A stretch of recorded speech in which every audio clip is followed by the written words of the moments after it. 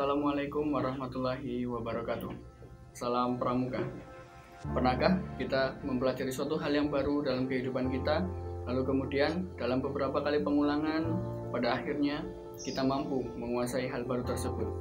Bahwa ternyata ketika kita mempelajari sesuatu, lalu kemudian mengulang-ulang kembali apa yang kita pelajari dalam bentuk praktek, itu mengakibatkan kita lebih mudah dalam memahami, sehingga kita akan dapat menguasai hal baru tersebut dalam tempo yang lebih singkat.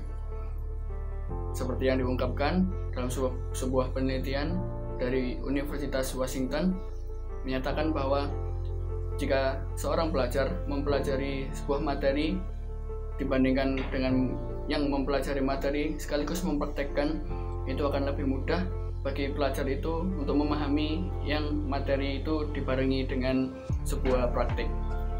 Maka hal ini menjadi sebuah bukti bahwa jika kita melakukan learning by doing, belajar sambil melakukan, maka itu akan lebih mudah bagi kita untuk memahaminya. Maka ada juga suatu cerita seorang anak yang dia mempelajari sebuah sepeda yang dikayuh. Dia mempelajari dengan detail setiap bagian-bagiannya, dia mengetahui dari atas sampai bawah semua bagiannya detail, sehingga ketika dia diminta untuk menyebutkan satu persatu bagiannya, maka dia mampu menyebutkan setiap detail bagian-bagian kecilnya berikut bersama dengan fungsinya. Akan tetapi ketika si anak tadi diminta untuk mengayuh sepeda itu, diminta untuk mengendarai sepeda itu, ternyata dia tidak bisa. Jadi dia hanya sekedar memahami dari sisi teori. Berbeda lagi dengan seorang anak yang dia hanya tahu bagian-bagian dari sepeda itu sekedarnya saja. Asal dia tahu ini fungsinya untuk apa, ini untuk apa, namun tidak sampai sedetail pemuda atau anak yang pertama tadi. Tapi karena dia sering diminta tolong oleh ibunya, misalkan ke pasar, dia mengayuh sepeda itu hampir setiap hari dia pergunakan, maka tidak sekedar dia tahu bagian-bagiannya, tapi dia pun juga dapat mengendarainya, pun bahkan jika diminta untuk mengayuh lebih cepat, mengebut, dia tentu sudah pasti bisa melakukannya.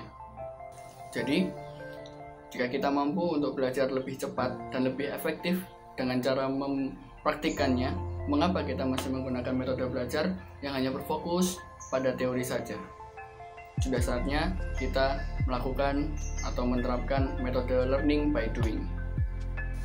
Kemudian telah banyak penelitian yang menyatakan bahwa jika kita melakukan banyak pekerjaan selama hidup dunia ini, kita hanya mempergunakan satu bagian dari otak saja, yaitu otak yang kiri. Padahal akan lebih baik jika kita mampu mengoptimalkan dua belah otak kita, otak yang kanan dan otak yang sebelah kiri. Bagaimana caranya? Ternyata salah satu di antara cara yang bisa dilakukan agar kita bisa mengoptimalkan kedua otak kita adalah dengan metode learning by doing.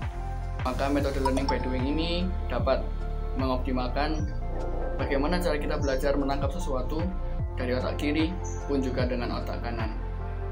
That's why the best way of learning is learning by doing. Sudah saatnya kita mulai membenahi cara kita belajar, tidak hanya sekedar cukup di teori, tapi harus cukup dengan teori plus dengan prakteknya.